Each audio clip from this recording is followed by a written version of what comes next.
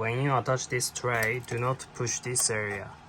since this area only has thin walls, so I recommend to push from this area, or maybe this the below the nameplates area, this here.